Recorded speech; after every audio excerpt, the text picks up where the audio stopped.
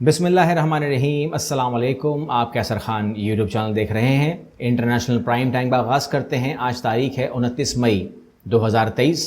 बहुत आम ख़बरें हैं और हम बात शुरू कर रहे हैं अफ़गानिस्तान और ईरान के एक मामले से। और मामला जो है वो बढ़ते ही जा रहा है और जो माहिरीन हैं वो कहते हैं कि अगर इसको रोका ना गया वक्त के ऊपर तो जंग का गुमा कर रहे हैं वो लोग। जंग क्यों कह रहे हैं? क्योंकि जो मूवमेंट अफ़गानिस्तान की तरफ से हुई है वो जंग का माहौल पेश करती हैं कि जो गाड़ियां हैं आर्मी की वो जिस हिसाब से और जिस नंबर से मूव हुई हैं ईरान की तरफ, सरहद की तरफ, वो बहुत ज़्यादा है। ये अलग बात है कि वहाँ झड़पें हुई हैं, दोनों तरफ फायरिंग हुई है, कुछ लोग मारे गए हैं, फौजी मारे गए हैं, ये अपनी जगह। लेकिन बहरहाल ये मामला आप पूछते हैं कि है क्या, तो आपको मैं थोड़ा सा मैं इन्फॉर्म कर दूं, और वो ये है कि मामला है पानी का। और आप देख रहे हैं ये जो डैम बना रहे हैं अफगानिस्तान के बख्शा डैम जो बन रहा है, ये हलमंद का वो है दरिया है जो मुश्तरका है, ये बहता है अफगानिस्तान में दाखिल होता है, ये ईरान के अंदर। ईरान में पहले ही पानी का मसला है, कहत साली का मसला है। वहाँ पर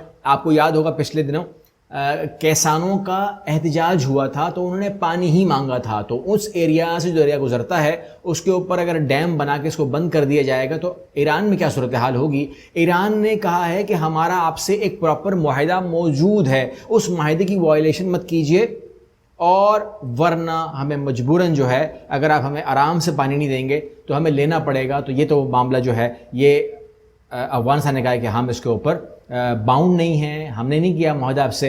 अभी तमाम चीज़ें जो हैं लगता है कि किसी न किसी को सॉल्व करनी पड़ेंगी। मुनासिब नहीं है कि हमारे ख़ित्ते के अंदर, हमारे पड़ोस में ईरान और अफ़गानिस्तान की जंग हो। ये किसी के लिए भी अच्छा नहीं है, नहीं होनी चाहिए। अल्लाह करे कि सॉल्व हो जाए। अगली ख़बर आपको मैं दे रहा हूँ। आप जानते हैं कि कहते हैं किसी की जान जाती है, किसी का दिल बहलता है। यहाँ पर जब केमिकल वेपन्स का इल्ज़ाम लगाया गया सद्दाम हुसैन के ऊपर, इराक़ के ऊपर, तो वहाँ पर ये बात प्रूव हो गई थी कि वहाँ पर केमिकल वेपन्स नहीं हैं। ये यूएन की सिक्योरिटी ने हमको बताया। उसके बाद अमेरिका ने कहा कि जी कुछ भी है, हमने हमला करना है क्योंकि हम प्लान कर चुके हैं, हम पैसा पकड़ चुके हैं।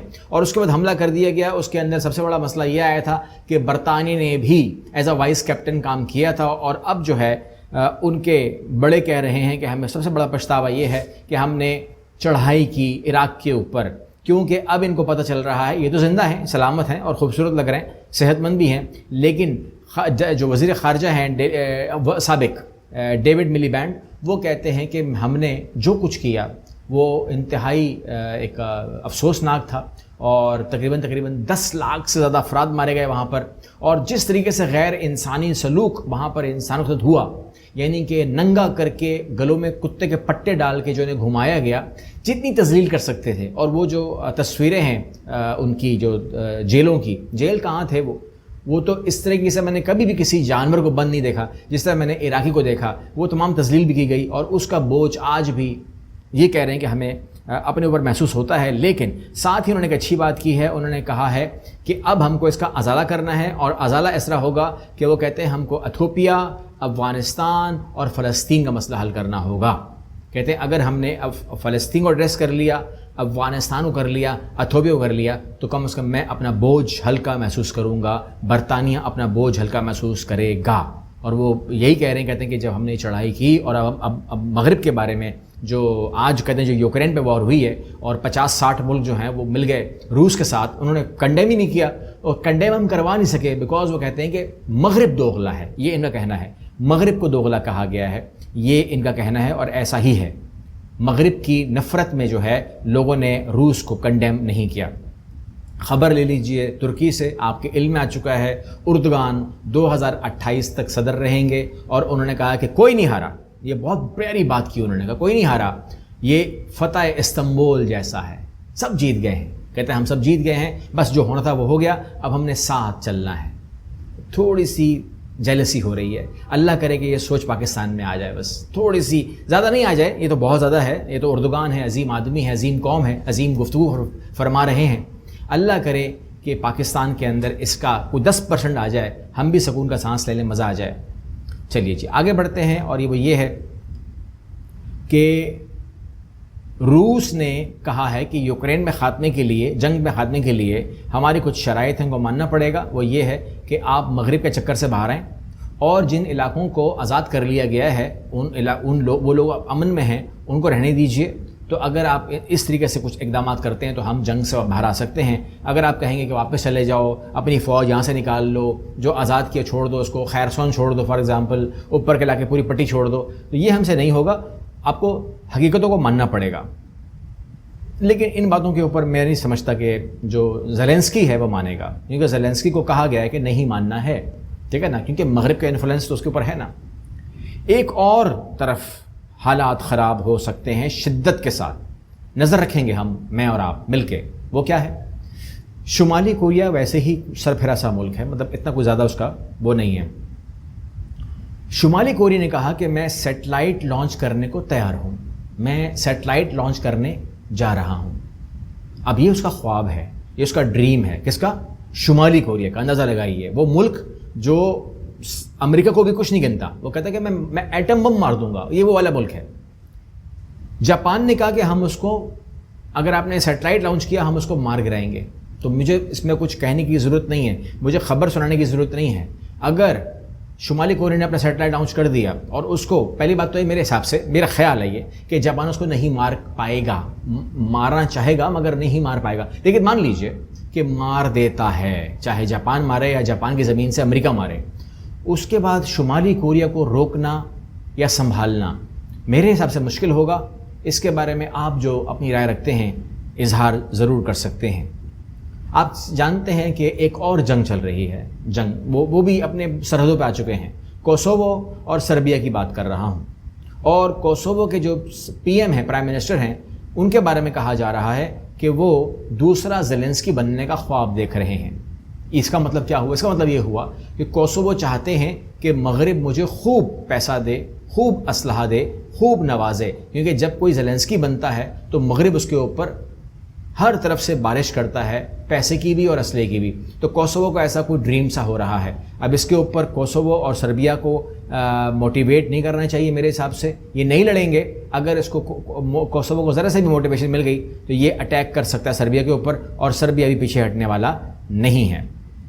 ایک واقعہ ہوا ہے وہ میں آپ کے سامنے رکھ دیتا ہوں، اور وہ یہ ہے، اس سے پہلے کہ واقعہ بتاؤں آپ کو خبر دے دیتا ہوں، اور وہ یہ ہے کہ افریقہ کے اندر روس کی حمایت بڑھتی ہی جا رہی ہے، اور روس کے اندر جو ہے افریقہ کے اندر جو پہلا علاقہ تھا نا، یہ بہت زیادہ برطانوی تسلط میں تھا، اور اس کو کہا کرتے تھے کالونی۔ تو برٹش کالونیز ہوتی تھیں اور فرینچ کالونیز ہوتی تھیں۔